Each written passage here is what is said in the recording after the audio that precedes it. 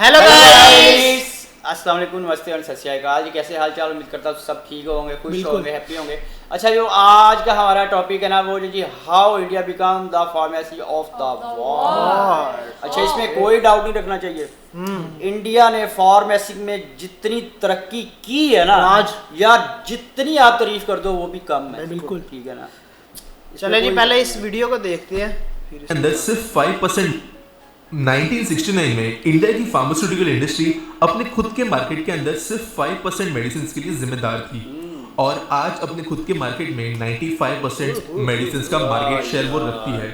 Globally developing market की अगर हम बात करें तो यहाँ पर 85% जो भी मेडिसिन होते हैं वो हमारे देश के अंदर बनते हैं और साल 2020 में पूरे वर्ल्ड के लिए 64% मेडिसिन जो बनी वो हमारे देश में ही बनी थी और इसलिए इंडिया को फार्मेसी ऑफ द वर्ल्ड के नाम से भी जाना जाता है। और ये नाम इंडिया को मिला कैसे, इसके बारे में आज हम जानेंगे।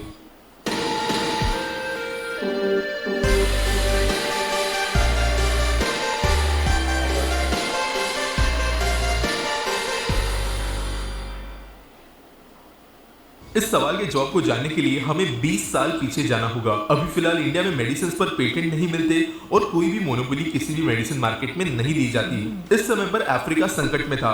22.5 मिलियन लोग HIV का शिकार हो चुके थे और ये एपिडेमिक बहुत ज्यादा तेजी से फैल रहा था और इसे रोकने के लिए कई सारी कोशिशें हो रही थी, लेकिन यहाँ पर अफ्रीका के सामने एक बहुत ही ज्यादा बड़ी समस्या थी। उस समय पर वेस्टर्न देशों के द्वारा कुछ HIV के मेडिसिन खोज लिए गए थे, लेकिन एक पेशेंट को 1 साल तक इन मेडिसिन का डोजेस कंप्लीट करने के लिए $10,000 की कीमत चुकानी पड़ती, जो आज के डेट में भी एक बहुत बड़ी अमाउंट है किसी भी डेवलपिंग देश के लिए। और अगर आप 20 साल पहले के हिसाब से सोचो तो ये ऑलमोस्ट सारे लोगों के लिए एक अनअचीवेबल अमाउंट थी अपने खुद के ट्रीटमेंट के लिए। इसके वजह से सब सहारा देशों में HIV बहुत ज्यादा तेजी से फैल रहा था, लोगों की इसके वजह से मौत हो रही थी और कोई भी सॉल्यूशन एफोर्डेबल तरीके से इसके लिए नहीं मिल पा रहा था। यहाँ पर हमारी इंडियन कंपनी सिप्ला ने एक चीज आइडेंटिफाई की, क्योंकि इंडिया में जेनेरिक ड्रग्स बनाने पर कोई भी पाबंदी नहीं थी तो बिना पेटेंट डिस्प्यूट के सिप्ला HIV के ड्रग्स माइनर ट्वीकिंग के साथ में भारत के अंदर प्रोड्यूस कर सकती थी। और जो वेस्टर्न देशों के अंदर उस समय के फार्मा कंपनी से, जिन्हें बिग फार्मा के नाम से भी जाना जाता है और हजारों % का मार्जिन वो अपने हर दवाई पे लगाते हैं, उसके वजह से सिप्ला छोटे छोटे मार्जिन के साथ में काफी ज्यादा सस्ती कीमतों पर ड्रग्स प्रोड्यूस कर सकता था। और साल 2003 में सिप्ला ने जो $10,000 की मेडिसिन वेस्टर्न देशों में से आ रही थी उसके कंपैरिजन में सिर्फ $400 पर ईयर के हिसाब से डोजेस रिलीज की और अफ्रीकन देशों में उन्हें पहुंचाना शुरू कर दिया और ये ऑब्वियसली बहुत ज्यादा मददगार साबित हुआ। साल 2003 से लेकर साल 2008 तक सिर्फ और सिर्फ सिप्ला के मेडिसिन की वजह से अफ्रीका में HIV के केसेस 18 गुना कम हो गए और ये एक एपिडेमिक लेवल पे फिर बाद में नहीं रहा। इसके बाद में यूनाइटेड नेशंस की जो एड्स ऑर्गेनाइजेशन है उनके डायरेक्टर ने पर्सनली अपनी स्पीच के दौरान ये कहा कि अगर सिप्ला नहीं होती तो $2 बिलियन का खर्च जो इस पूरे अफ्रीकन मिशन में खर्च हुए हैं उसके बजाय उन्हें $200 बिलियन तक का खर्च करना पड़ता था और इसके लिए वो सिप्ला को धन्यवाद देना चाहते हैं। इन चीजों के बाद में इंडिया की फार्मा इंडस्ट्री पूरे वर्ल्ड के फोकस में धीरे धीरे आने लगी, क्योंकि केमिकल कॉम्पोजिशन, क्वालिटी कंट्रोल और ड्रग के इफेक्ट में कोई भी चेंजेस नहीं थे जो इंडिया में बनते थे और किसी और देश में। इसलिए डॉक्टर्स का भी पूरा भरोसा था इंडियन ड्रग्स पर और बाद में जितने भी डेवलपिंग देश है, अंडर डेवलप्ड देश है और इनफैक्ट कुछ डेवलप्ड देशों के अंदर भी इंडिया के ही फार्मास्यूटिकल इंडस्ट्रीज के द्वारा बनाए गए ड्रग्स को रिकमेंड किया जाने लगा और डॉक्टर्स और उनकी बॉडीज ने इसे काफी अच्छा रिकॉग्नाइज किया। यहाँ पर हमारे जैसी कुछ इंडियन कंपनीज ने एक टेम्पलेट क्रैक कर ली थी कि किस तरीके से शॉर्ट टर्म में किसी भी पर्टिकुलर ड्रग को लार्ज स्केल पर डिप्लॉय किया जा सकता है। यहाँ पर Sun Pharmaceutical, Ranbaxy, Doctor Reddy's Laboratory, इन्होंने अपना इनिशियल रोड मैप कुछ इस तरीके से बनाया कि कुछ ऐसे डिजीजेस जो फिलहाल एपिडेमिक में हैं, बड़े स्केल पर फैल रही है, उनके लिए जो ड्रग्स अवेलेबल है वो बहुत ज़्यादा महंगे हैं, ज़्यादातर लोग उन्हें रीच भी नहीं कर सकते। ऐसे ड्रग्स को वो बनाए, उन्हें सस्ती कीमतों पर मार्केट में ले आए और उसके वजह से तेजी से उस मार्केट को कैप्चर कर ले।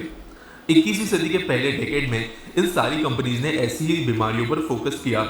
मलेरिया, ट्यूबरकुलोसिस, हेपेटाइटिस, मीजल्स, इन जैसी एपिडेमिकली फैलने वाली बीमारियों के ऊपर हमारे देश ने कई गुना, इनफैक्ट कुछ केसेस में 40 से 50 गुना सस्ती ड्रग्स बनाई और बड़े पैमाने पर जहाँ पर भी एपिडेमिक्स फैल रहे थे वहाँ पर उन्हें पहुँचा दिया और वहाँ के लोगों को इंडियन ड्रग्स की वजह से रिलीफ मिला। ट्रस्ट बढ़ने की वजह से धीरे धीरे तो जो नॉर्मल बीमारियां होती है उनके लिए भी इंडियन कंपनीज के ड्रग्स को ही रेकमेंड किया जाने लगा और 2012 तक दुनिया भर की 133 देशों के अंदर हमारे देश के अंदर बने हुए मेडिसिन पहुंचने लगे थे। इस समय इंडिया में वैक्सीन मार्केट भी डेवलप होना शुरू हो गया था। अब ऑब्वियसली 2010 से लेकर 2015 के बीच में फार्मा इंडस्ट्री अच्छी खासी डेवलप हो गई थी, लेकिन one of the biggest reasons कि हमारे देश के अंदर की वैक्सीन इंडस्ट्री इतनी ज़्यादा बड़ी कैसी हो गई, इसके पीछे भी यूनाइटेड नेशंस का थोड़ा बहुत हाथ है। दोस्तों, आप में से कई लोग जानते होंगे कि यूनाइटेड नेशंस की जो हेल्पिंग वाली एजेंसीज होती है, जो दुनिया भर के कई सारे अंडर डेवलप देशों के अंदर वैक्सीनेशन की काम करती है, उन्हें एक लिमिटेड बजट मिलता है और ऑब्वियसली उनका काम है कि उस बजट के अंदर ज़्यादा से ज़्यादा लोगों की वो मदद कर पाए। वेस्टर्न कंट्रीज में जो वैक्सीन बन रही थी उसके द्वारा एक दो देश भी ठीक से वैक्सीनेट नहीं हो पाते, जबकि हमारे इंडिया के अंदर बनी हुई वैक्सीन उसी कीमत पर पूरे के पूरे कॉन्टिनेंट्स को वैक्सीनेट करा सकती थी और इंडिया के पास में वो कैपेसिटी भी थी उन्हें प्रोड्यूस करने की। और यूनाइटेड नेशंस ने जो भी वैक्सीन आज तक यूज़ की है वो इंडिया में ही बनी और आज की डेट में दुनिया भर में हर 3 में से 1 वैक्सीन इंडिया में ही बनती है और साल 2021 में यह आंकड़ा 2 में से 1 हो गया है, यानी हर दूसरी वैक्सीन 50% ऑफ वैक्सीन इंडिया के अंदर ही बनती है। अब मैंने कई बार ये मेंशन कर दिया कि इंडिया की वैक्सीन और ड्रग्स बहुत सस्ते हैं, चीप है, लेकिन इससे मेरा मतलब क्या है थोड़ा कंटेक्स्ट के साथ में समझते हैं। कुछ ड्रग्स का एग्जांपल हम यहाँ पे लेंगे। HIV की जो वैक्सीन नॉर्मली मार्केट में मिलती है उसका एक डोजेज 2500 रुपीज का पड़ेगा अगर आप इंडियन काउंटर पार्ट से वो मेडिसिन खरीदो तो, जबकि वही चीज इंडिया में 12 रुपए में मिल जाती है। हेपेटाइटिस C की दवाई 49,000 रुपीज पर डोज है, जबकि इंडिया में 151 रुपीज में बन जाती है। ब्लड कैंसर या ल्यूकेमिया के लिए जो मेडिसिन होते हैं वो हर डोज के लिए 8,860 रुपीज की कीमत पर इंटरनेशनल मार्केट्स में अवेलेबल है, जबकि इंडिया में सिर्फ 66 रुपीज में ये ड्रग्स बन जाते हैं। अस्थमा की बीमारी के लिए जो गोलियां मिलती है वो इंटरनेशनल मार्केट में 300 रुपीज पर डोज है, जबकि इंडिया में ये 4 रुपए तक नीचे आ जाती है। ट्यूबरकुलोसिस के लिए भी 9,233 रुपीज पर डोज की जो दवाइयाँ है वो इंडियन फार्मास्यूटिकल इंडस्ट्री 30 रुपए में बना देती है, जबकि किडनी और लिवर कैंसर जैसी बीमारियों के लिए जब इंटरनेशनल मार्केट में लोग 11,595 रुपीज चुकाते हैं, वही इंडिया में ये काम 111 रुपए में हो जाता है। और इसलिए दुनिया भर में जो ह्यूमैनिटेरियन ऑर्गेनाइजेशंस है, NGOs है, यूनाइटेड नेशंस की बॉडीज है, जो भी इंसानियत की भलाई के लिए काम करने वाले ट्रस्ट है, वो इंडिया की फार्मास्यूटिकल इंडस्ट्री को बहुत ज़्यादा सपोर्ट करते हैं सारे के सारे इंटरनेशनल ऑर्गेनाइजेशंस के अंदर। Recently Israel, Japan, US, EU इन कंट्रीज के अंदर की कुछ बड़ी फार्मास्यूटिकल कंपनी, जैसे मैंने कहा जिन्हें बिग फार्मा के नाम से जाना जाता है, इन्होंने इंडिया के फार्मास्यूटिकल इंडस्ट्री के अंदर जो भी रूल्स हमारे गवर्नमेंट के द्वारा अप्लाई होते हैं उन्हें चेंज कराने की कोशिश की ताकि मार्केट के अंदर हम और ज़्यादा ग्रो ना हो पाए। बेसिकली ये देश अभी कोशिश ये कर रहे हैं कि इंडिया के अंदर जो लॉज बनाए गए हैं patent related specially generic drugs के बारे में, उन्हें वो चेंज कर पाए ताकि इंडिया का मार्केट शेयर कम हो और अपनी महंगी दवाइयाँ ये बाकी कंट्रीज दूसरे देशों में भेज पाए। इसके लिए कुछ बड़ी बड़ी कंपनीज ने लॉबिंग करने की भी कोशिश की है।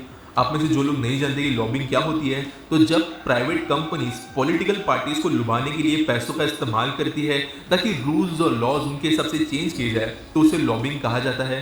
कुछ देशों के अंदर ये लीगल भी होता है, US और यूरोप के देश भी इसके अंदर शामिल है। और ऐसी लॉबिंग करते हुए इंडिया की फार्मा इंडस्ट्री को पीछे ढकलने की कोशिश की जा रही है आज की डेट में। लेकिन फॉर्चुनेटली कई सारे बड़े बड़े ऑर्गेनाइजेशंस इंडिया के पीछे है। डॉक्टर्स विदाउट बाउंड्रीज, कुछ UN के ऑफिसर्स और जितने भी फ्रेंडली देश आज हमारे साथ में हैं, वो इंडिया को बैक करते हैं फार्मा इंडस्ट्री के अंदर और वो चाहते हैं कि मेडिसिन सस्ती ही रहे और बिग फार्मा कोई भी रूल इंडिया के खिलाफ पास नहीं कर पाए।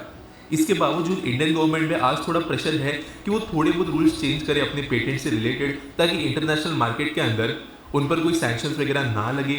लेकिन मोस्टली जो सपोर्ट आज इंडिया को मिल रहा है और स्पेशली 2021 में जो इंपॉर्टेंट रूल आज इंडिया का बन गया है पूरी दुनिया को हेल्दी रखने के लिए, उसके वजह से आने वाले कुछ सालों तक तो बिल्कुल भी किसी देश के द्वारा हमें प्रेशर आते हुए नहीं नजर आएगा, क्योंकि फिलहाल वही देश आज लाइन में खड़े हैं वैक्सीन लेने के लिए, दवाइयाँ लेने के लिए। इसके लिए रिसेंट में तो ये होना काफ़ी ज़्यादा मुश्किल है। आज इंडिया की फार्मास्यूटिकल इंडस्ट्री $50 बिलियन की वैल्यू रखती है और साल खत्म होने तक यानी 2021 दिसंबर तक ये अकेली इंडस्ट्री $70 बिलियन तक पहुंच जाएगी, ऐसा मार्केट एस्टिमेट लगाया गया है। पिछले साल कई सारी छोटी फार्मा इंडस्ट्रीज डबल या ट्रिपल भी बन गई है और इनके स्टॉक्स मल्टीबैगर बन चुके हैं कुछ सेक्टर्स के अंदर, और इसलिए और ज़्यादा पोटेंशियल नजर आ रहा है इंडियन फार्मा इंडस्ट्री के बड़े होने में, और इस तरह इंडिया बन गई फार्मेसी ऑफ द वर्ल्ड। तो दोस्तों ये रही आज की वीडियो। मोस्टली अच्छा ये वीडियो भी थोड़ा पुराना था लेकिन अब तक तो इंडिया तो में इंडिया और भी आगे चला बड़ा गया। होगा, छाया पड़ा अच्छा पूरी दुनिया में इंडियन फार्मेसी में पहले नंबर पे है ना, पूरी दुनिया में कि सबसे ज्यादा। हब माना जाता है भाई इंडिया को, फार्मेसी में हब माना नहीं नहीं, पूरी दुनिया को एक्सपोर्ट करता है ना इंडिया, कर रहा है। कि अपने अच्छा, मुल्क से दूसरे मुल्क आप में ये भेज हिसाब फर्क लगा कितना- लो डिफरेंस कितना कि ज्यादा है? फर्क कितना कितना है। अच्छा एक चीज और भी है कि इंडिया अपने मुल्क में सस्ती दवाइयां बनाते बहुत हैं, कि सस्ती सारे बनाता है, मुल्कों से ज्यादा सस्ती दवाइयां इंडिया में बनती है। जेनरिक मेडिसिन में टॉप पे है, उसकी यही तो रीजन है इंडिया में इतना इलाज जो है वो लेस। अच्छा कहते हैं जब कोरोना आया था तब सबसे पहले वैक्सीन भी इंडिया ने बनाई थी खुद तैयार कर रहे हैं ना, वो देखो जी और पहले दूसरे मुल्कों को भेजी थी कोरोना की जो सन वैक्सीन थी। 2021 में जो इंटरनेशनल रिपोर्ट आई है ना, उससे ये साबित हुआ है कि दुनिया में कोई भी वैक्सीन बनती है ना तो उसके कारआमद दूसरी इंडिया में ही बनती है।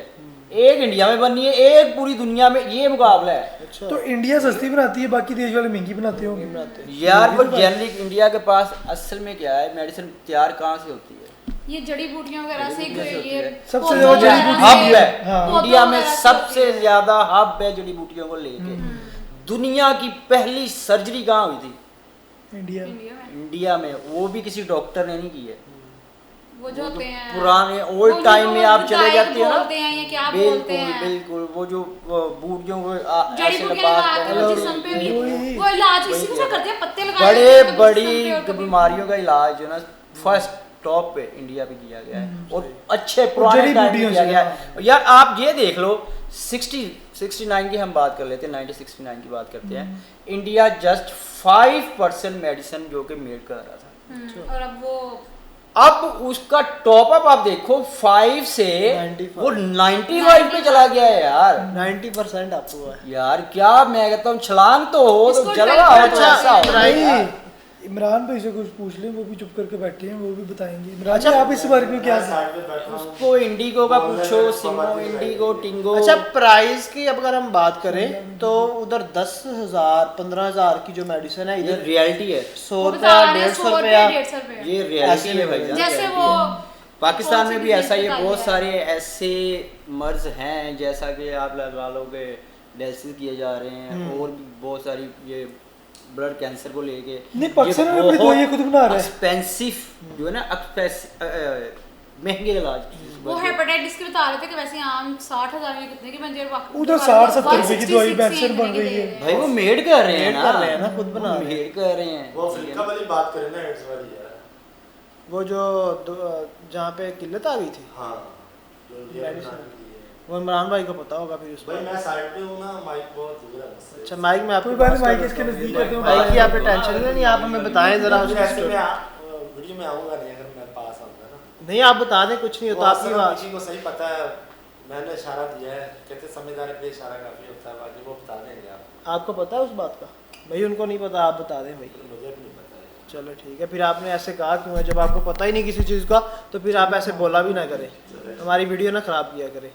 अच्छा बाकी अगर बात किया करें, मतलब अगर हम मेडिसिन के ऊपर बात करें तो मुझे लग रहा है कि आने वाले जो 5 साल है ना उसमें इंडिया 100% पूरा कर लेगा। अच्छा इसमें आप ये भी कह सकते हो कि अगर इंडिया आज टॉप पे है ना, चाहे इंडिया में कोई भी सत्ता रही है, पर उनकी मेहनत है यार। मेडिसिन को प्रमोट ही किया है। प्रमोट ही किया है यार, चाहे वो मेडिसिन है, चाहे वो उनकी एजुकेशन है, चाहे यार कोई भी सत्ता हर रही है, चीज ठीक है हर ना? चीज में वो हर डेवलप चीज ही में रहे भाई, हैं। जो मैं चीज ये की कहता जरूरत हुई है ना वो हूँ पूरी कि सबसे की है। ज्यादा पढ़े लिखे लोग भी उधर हैं वहीं पे इंडिया है। में, बहुत ही पढ़े लिखे हर लोग। चीज की प्रोडक्शन हर खुद कर रहे हैं, हर चीज चीज में की आपको आगे मैन्युफैक्चरिंग खुद मिलेगा। कर रहे हैं, हर चीज अपने मुल्क के अंदर तैयार कर रहे हैं। और ये काम अभी लास्ट 15-20 सालों में सालों इंडिया में में है। देखने को मिल रहे हैं। हर चीज वो खुद कर इससे रहे पहले हैं। 20 साल से पहले आप इंडिया को जागते देखते हो ना, तो एक आपको और नजरिया इंडिया मिलेगा नजर देखने आता, को। बिल्कुल। उन्होंने अब टाइम के हिसाब से खुद को इतना डेवलप कर लिया है यार, लेकिन हम हम वही वहीं के वही वहीं है। हैं, हम पीछे गए हैं आगे की बजाय। अच्छा वो खुद डेवलप करते हैं ना हर चीज, तो इनको कॉस्ट भी सस्ती पड़ती है ना, हर चीज की उनको सस्ती पड़ती है, हर जाहिर सी चीज बात जिसका मर्जी हिसाब लगा ले, बिल्कुल। हमें वही टैक्सेस, वही सब कुछ, वही कस्टम्स, वही